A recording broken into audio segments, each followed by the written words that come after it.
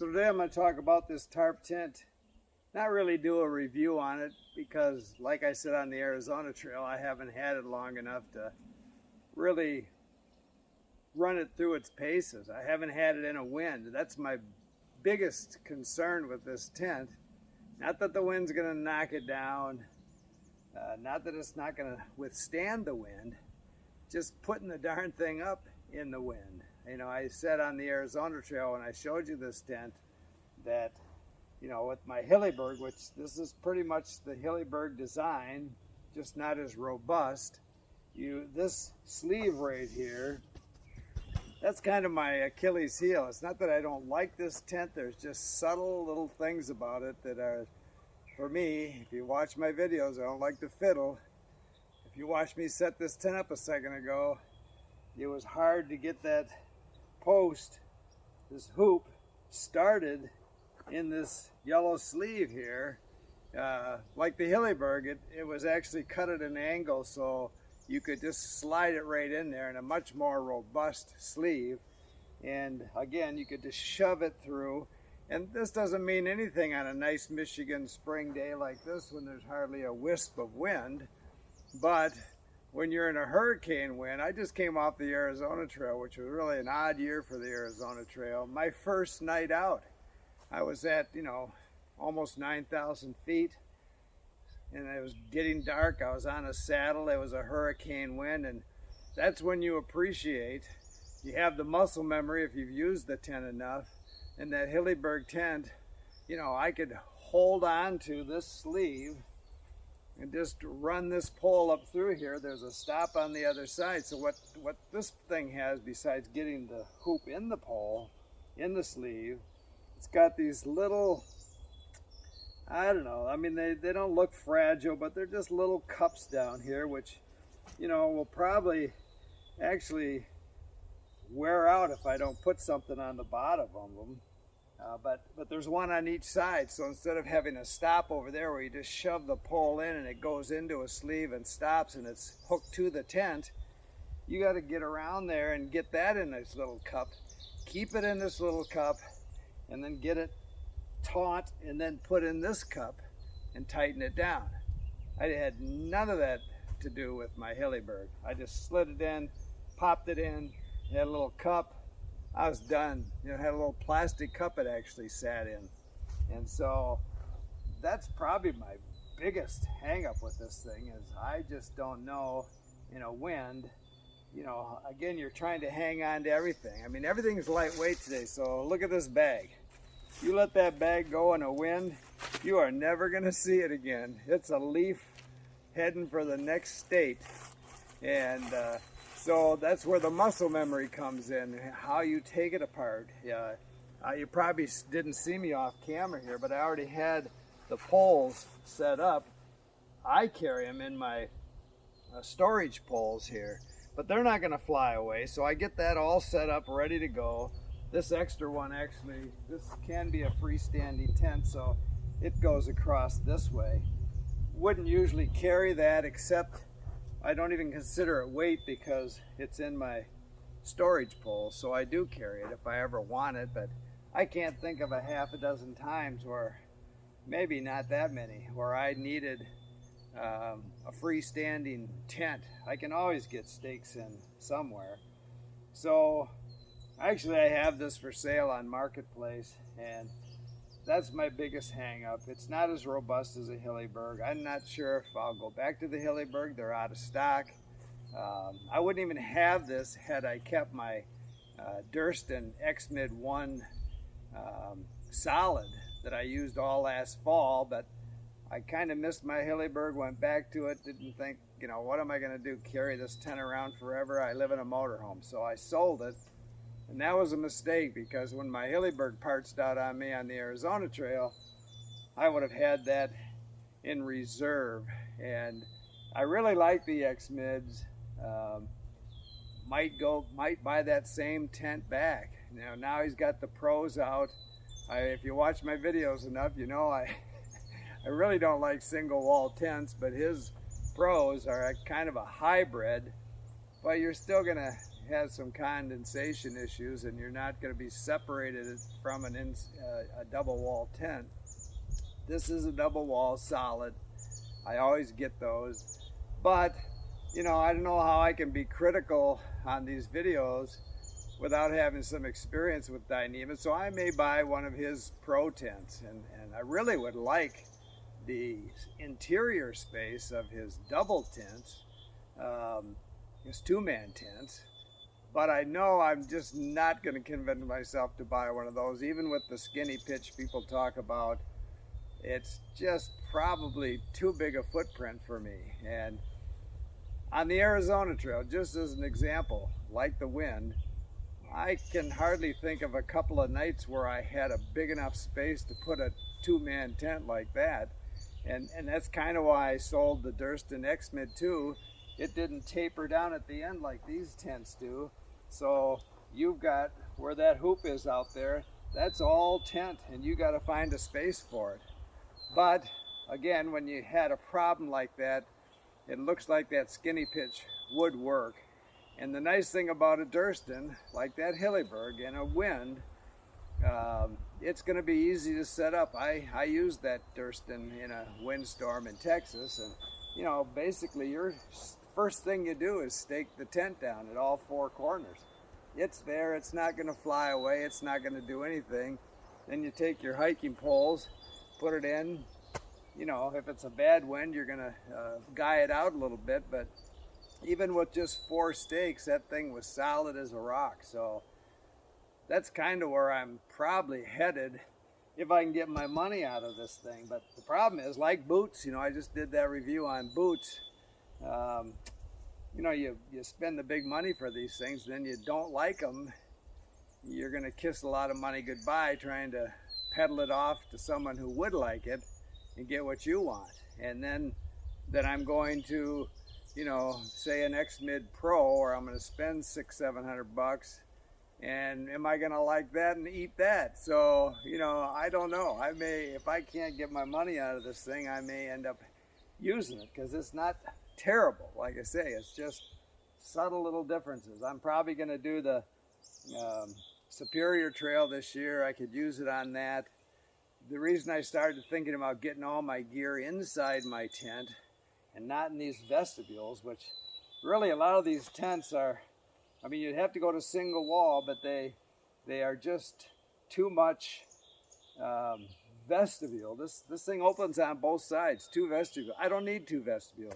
I'd rather have all my gear inside, but I don't want a giant tent, 2-man tent to do that.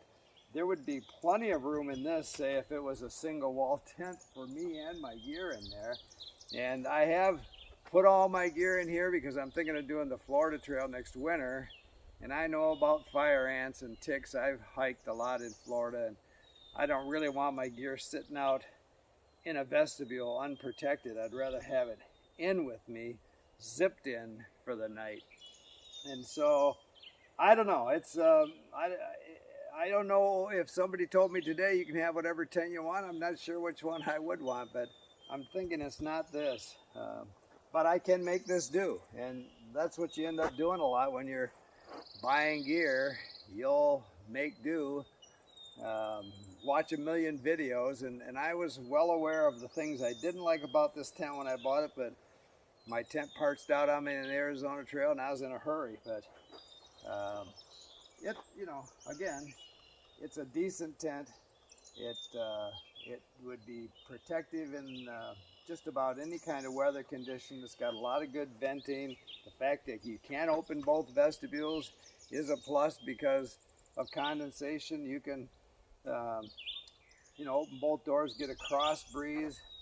And like on my Hilleberg, these end pieces, I don't even close them. I'd leave them open. I mean, 90% of the time they'd be open unless I'm in a rainstorm or a snowstorm. So I get tons of condensation release out of here, and it's a solid, so it's not going to hit me in the face anyway. So I may talk myself into keeping this thing. Who knows?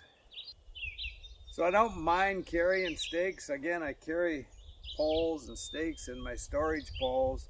And so I'm carrying 8-10 stakes with me, and I use these Hillyberg stakes, which I can't even find anymore, but that's what I use for a stake, and then I put it right into the ground, and if I need to, I'll put a rock on top of that. It's going nowhere, but you know, I want this outer fly to be quite a ways away from that inner tent, so I'm not moving around in there and putting the materials together. You know, in a windstorm, they may sandwich together and stick, but usually they're still not going to leak into the tent. But I put extra stakes out so I can pull these sides out, really give it some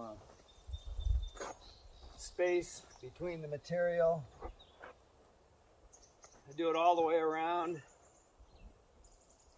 I don't pull one at the door because I'm going in and out of there. But the other thing is these pitch locks. I'm not a big fan of these pitch locks, so I put one to pull that pitch lock apart too. And you know, on my Hillyberg, like I say, it just had one bar down the middle, and you had to pull these out anyway. But that gives the tent its structure, makes it a lot more solid. I also carry some extra line that I can attach here in a really bad wind, which would, you know, maybe 3 times for all the years I've had Hillybergs have I actually put those lines on. And I've been in winds where this hoop gets pushed right down on top of you. So that's where you would want those kind of outriggers on it. But again, it's a decent tent.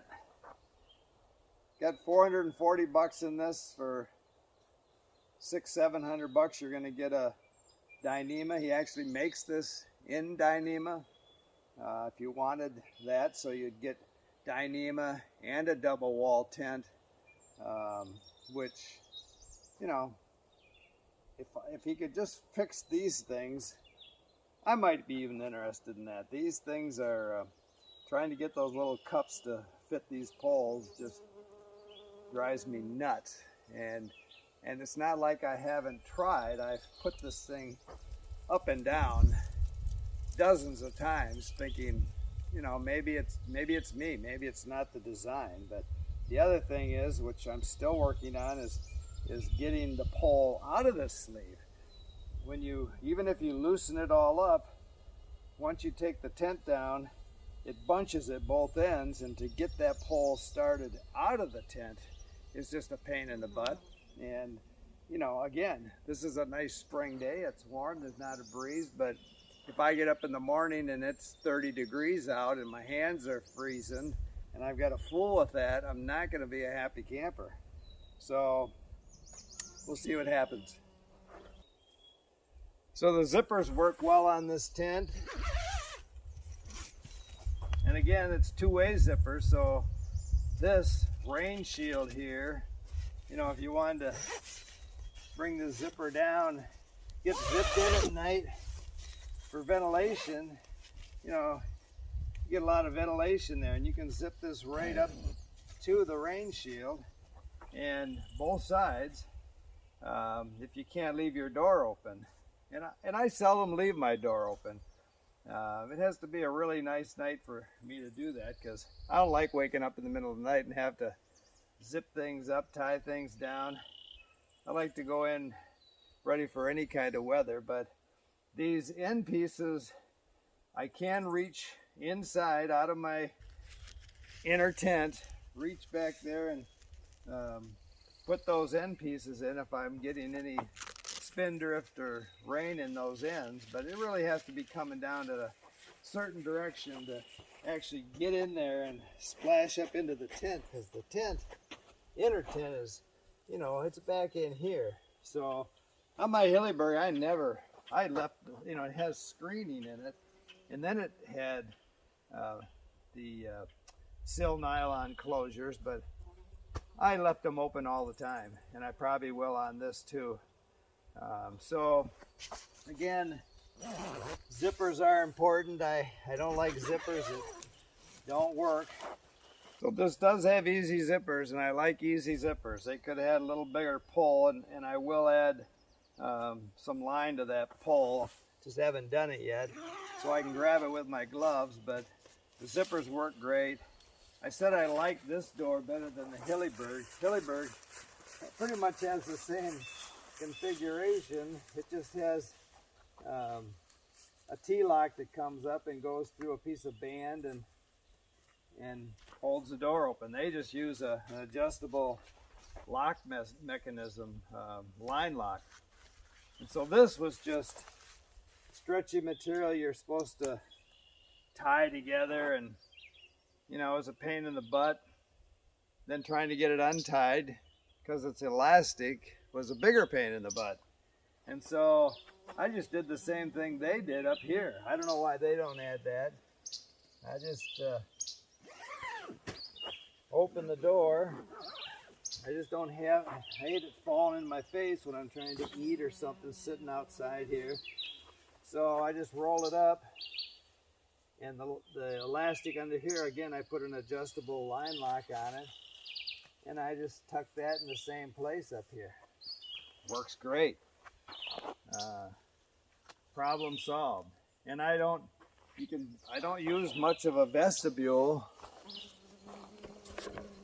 I'd rather have the inner tent space, and so I stretch that out as far as I can. I still have a full vestibule on the other side, but that way, right in the center where it's widest, I can get my pack once it's emptied. Most everything's in the tent anyway, but my pack with my food in it and everything will fit in there, and then I keep my pad close to this side. So, you know, I'm working all the bugs out of this thing, and maybe if I put it up and down 100 more times, I'll figure out what he's thinking with this hoop pole here. You know, I've watched tons of videos with him doing it, some gal doing it, people that have bought him doing it, and they make it look real easy, but they might have done 50 takes to get it right and look easy, because it's not easy. And taking it down, they don't take it down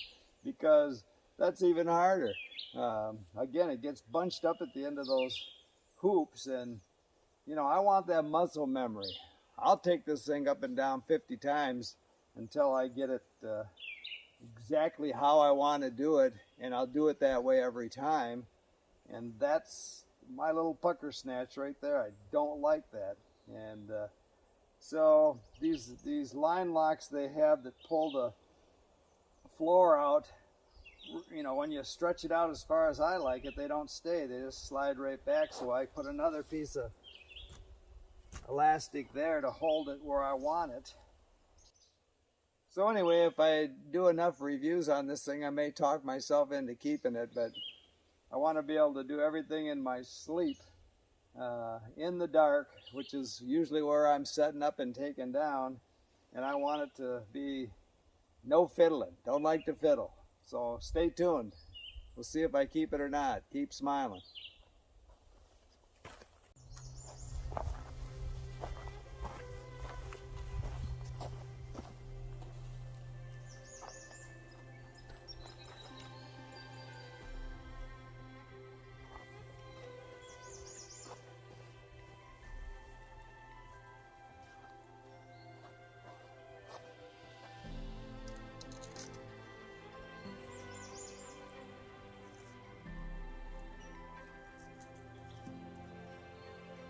Little Velcro attachments on each end to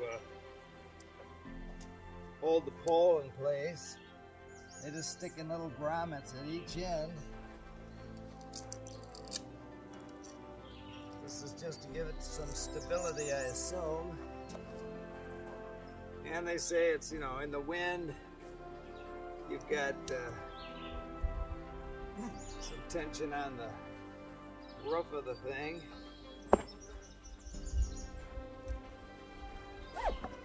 So that goes on, you know, real easy, and it makes it freestanding if you want. I just, again, it had to be a certain condition where I couldn't get stakes in it. I don't run into that very often, but it does work.